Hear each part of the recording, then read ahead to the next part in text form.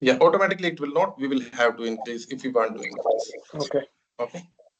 Now, next is how to increase the size of EBS secondary volume. Okay. So increasing the size of your secondary volume is a bit different. Okay, in comparison to the primary volume. How? Let's have a look. Okay. So what we'll be doing initially, so initially I am here. Okay, let's talk about the Linux first and then we'll talk about the Windows. Okay, so now here I go and I have one particular volume, one particular EC2 instance where server Linux is running, and this one is running in availability zone 1B. Okay, so it means if my EC2 instance is running in 1B, then my volume should also be in 1B only. Okay, if it will be other than 1B, then it will not be able to connect. Okay, because data centers can't be different, right? Data centers should be same. So now what I need to do here, I can go to the storage, or if I don't want to go to the storage, right? What I can do, I can in EBS, I can go to the volumes. Okay. So now here I have this volumes. So now in volumes, I already can see two instances are running and two volumes I have. So what I will do, I will say create volume. Now it's up to me which size of volume I want to create. Okay, maybe I want to create a volume of 5 GB. Okay, and it will have like IOPS I want to define, I can define throughput also, I can define accordingly, whichever I need. Or if I want to use GP2, that is also fine. I can create for the GP2. Okay, because at this moment of time, I don't have any IOPS or throughput requirements, so I am fine. Here I go, availability zone. If I will just go and create volume, then I will not be able to attach this volume. The reason is this particular volume will get created in US East 1A. My EC2 instance is running in 1B, so volume should also be in 1B. So I am selecting this 1B. Okay, if I want to encrypt this volume, I can encrypt. If not required, that is also being fine. Tag, I want to give it a tag. Name, okay, and here I will say secondary Linux EC2. Okay, and here I will say create volume. So now one volume, additional volume is being created. This is the second volume which is being created. So if I scroll down here, if I scroll to the right, here I am able to see this is available. You can see this. This is still in optimization state. Okay, the volume which we got extended earlier, that is still into the optimization state. This is of Windows, but that is fine. Okay, this was is in use and this was is in available. The one which we got created, which is this is available at this moment of time. So what I need to do, I will be selecting this out. I will go to the actions and I will say attach volume. Okay. And here, if I go to attach volume, then I am able to see, okay, into this particular availability zone, two instances are running. I got this created for Linux. So I am attaching to the Linux instance, and device name, it is asking me to select. Okay, so device name, so these are the device names which are being available. Okay, so any of the one which I need to do, I can do. Okay, see, one more thing it says here. Newer Linux kernel may rename your device to this through this internally, even when the device name entered here is this or this. Okay, so what you can consider, you will be considering here dev SDF, for example. Okay, then Linux will be considering this device as your dev xvdf. Okay, so here I go and I will be saying attach volume. So now your volume is being attached, and if you will be refreshing it, you should be able to see the volume is in use now. Earlier it was in available state, now it is in use. Now here I'll go to your Linux EC2 instance, and what I will do, I will say df-ht. Okay, I am not able to see any of the volume or any of the mount point here. So what basically I need to do here, I will be again executing this lsblk. So once I execute lsblk, here I am able to see it is xvdf basically. Okay, I told in fact AWS showed that, right? it could be XVDF. So it is like this one. Although now the thing is, how can we get this mounted, right? How can we get this access this particular volume? So to access this particular volume, what we need to do? We need to mount this. We need to create a partition out of it, okay? And we need to mount this, okay? Then only we will be able to use it. How can we do that? So to do that, there is a simple way, okay? I will not make things critical. I will try to keep it simplified. To simplify it, I will go to the browser and I will refer the AWS documentation for this. For that, what I will say mount EBS volume to EC2 instance. Okay. Yeah. Okay, it could be anything. This is the right, I believe. Attach an Amazon EBS volume to an Amazon EC2 instance. Okay, let's have a look into this one. Here, if I just go here, it is showing me something. Okay. I don't need this, to be honest.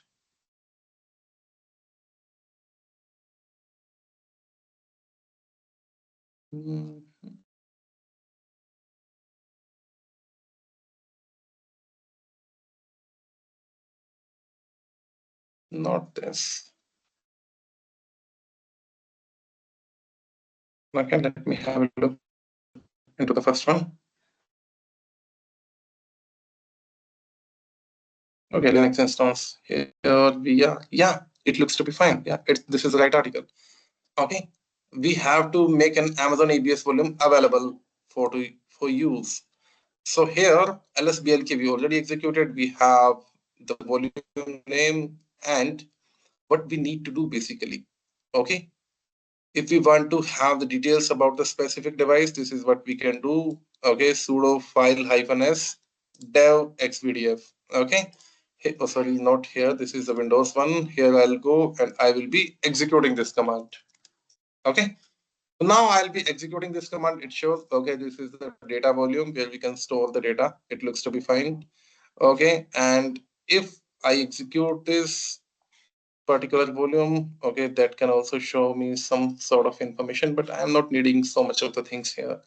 What I need to do, basically, I need to format this. Okay, this mkfs is to format the disk. Okay, so it will be formatting -t type is xfs, and the volume name is this. Okay, so I will go here and I will be I'll be executing this particular command. And once I executing, this particular disk is gonna be formatted. Now it looks good. Now what next I need to do? I need to create one particular folder or directory where I want to mount this. Okay, like what happened in previous cases? In previous cases, when I executed this df-st, right, we were able to see it was being mounted, right? Here, for example, we saw this xvdf1 is mounted where at slash this tempfs. Okay, this is mounted at /run. Okay, so similarly here, this volume also we will have to mount. To mount that, what we need to do? We need to create one particular folder or directory. How will we do that? Okay, with the help of mkdir. As part of Linux session, we already covered this, right? The command to create the directory. It could be /data, it could be any of the folder which we can get created. So here we go, and the next is what I want. I want to mount this. What I want to mount? I want to mount dev xvdf. Where I want to mount? I want to mount on data. Okay. So here I go. I will be saying xvdf mount to the data. Okay, and this is being done now. So now if I just go, if I say df-ht, here I can see this dev xvdf is being mounted to your /data. So now what I can do, I have this path cd/data. I am here, and here I can see no data is being available. I can create the files, folder, anything, whatever I want to create into a new volume. Okay, so this is how it is. This is how we can create a secondary volume, and this is how we can get this mounted. Do you have any questions or concern? No, I got it, boy. I'll practice it more and then I'll ask question if I have. Okay, fine. Although the mount, the way we have mounted, okay, this is a temporary one to mount. Okay, if I will be rebooting this EC2 instance, then this mounting will get removed. Okay, there is a different way. There is a different file. Basically, if you want to mount any particular volume permanently, then in Linux there is a file where we need to make the entry of that particular volume. Okay, that's a different thing that also we'll explore someday later on. Okay, similarly here, if I go to Windows EC2 and what I can do, or I can go here to the volume, right? So if I want to increase the size of secondary volume here, and if the volume, okay, maybe same, we can keep 10 GB. 10 GB or 5 GB is also being fine. I don't want to go for more. That is fine. I will give it a name. Windows EC2. I will say create volume.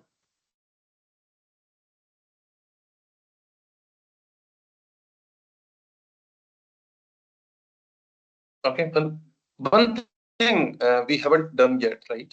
Okay, so what we did basically, okay, that's why our practical is not completed, to be honest. How it is not completed? So we talked about how to increase the size of EBS secondary volume. What we have completed, we have completed how to attach the EBS secondary volume, right? That's what we have completed till the time. We haven't discussed about this, how to get the size increased in Linux basically. Okay, so how to get it increased? Let's have a look. Okay, that also we need to finish in. So it is of 5 GB, right? At this moment of time. Let me go here and secondary Linux instance and let me increase this. I will go here, I will say modify volume, and I will say from 5 GB, let this increase to 7 GB. Okay, so now it is being increased to 7 GB. Now what I want, if I just go here and again if I execute tf-ht, if I have a look, am I able to see this is of 7 GB? No. Okay, let me go here, say lsblk. Here I can see xvdf is of 7 GB. Okay, so basically I need to increase the size of secondary volume here. So earlier, if you remember, in primary we executed grow part, right? Okay, but now grow part is not required to be executed for secondary volume. For secondary volume, we can directly execute using xfs underscore growfs. Okay, you can directly increase the size using xfs underscore growfs hyphen d device. Okay, and which is a mount point. Mount point is slash data. Okay, and we'll be pressing enter. So once we press the enter, here we go. If I say df hyphen ht, here I'm able to see the size has been increased to 7 GB. Okay, this is about the Linux. Okay, how we can increase the size of our EBS volume. I hope it is being clear. Yes. Okay. Now moving on.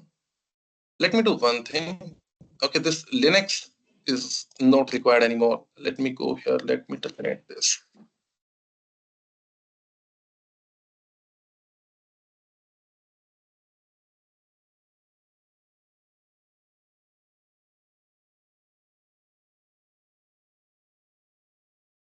Okay.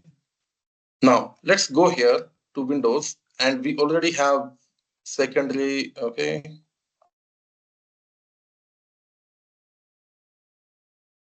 Windows EC2. Okay, 5 GB. This one we got created. Okay. Let me rename this.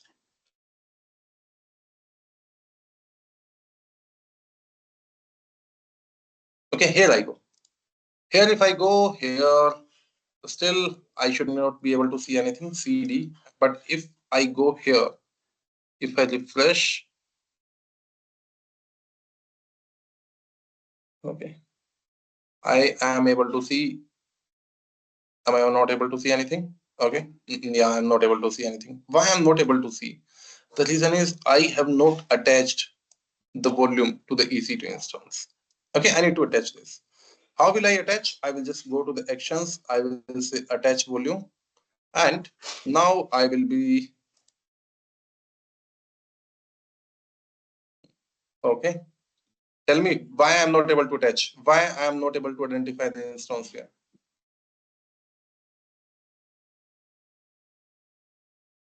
EC2 instance is running, right? EC2 instance is there. Windows EC2 instance is there. I want to attach the volume to this particular EC2 instance. But here, while I go, volume also exists. See, volume is there. Okay. But why I am not able to attach this volume? Tell me. See, while I click on attach volume, I am not able to find this. Tell me why.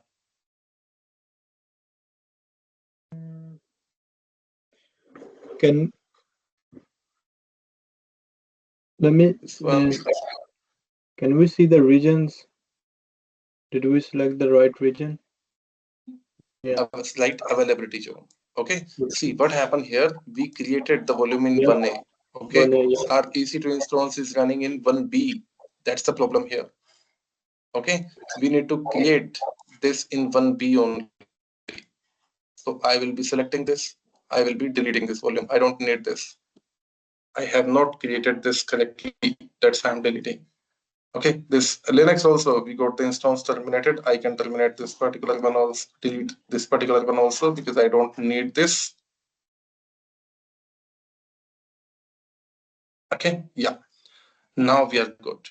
Now what I'll do, I'll create one volume quickly. I will any GP2 or GP3, okay, maybe of 5 GB I want to create. I will be creating in 1B availability zone. So now I can give it a name as secondary EBS Windows. Okay, I am good. Now we have this particular volume which is in available state. I can select this. I'll go to actions. I will say not modify volume. I will say attach volume. Okay, here now it should show this instance which is running here. Device name also you can choose accordingly. Maybe XVDB, for example, be used. I'll be selecting this out. Now if I just go here and if now see I'm able to see this 5 GB of volume. So now I need to select this particular disk. I need to click online. And now this disk should come online. Let me refresh. Come not initialized. Okay. Now I'll be clicking right click and I will say initialize disk. Okay. I want to select the partitions, like whether I want to use the MBR or GPT. I'm fine with the MBR. I will say okay. Now this disk is online. Okay, I need to click on this particular volume and I need to say new simple volume. Next. So it's up to you if you want to create a 5 GB of volume or you want to create multiple volumes like E, F, G. So that also you can do. But we can, in organizations, basically we used to create one particular volume only. Okay, ideally. So here we go, E, and E is the letter which we are giving to this particular volume. Next, and I will be saying next and then finish. So now it is formatting and this is giving E volume with NTFS file system. Now if I just go here, oh, sorry, not here. If I just, okay, sorry. Maybe something is wrong with this.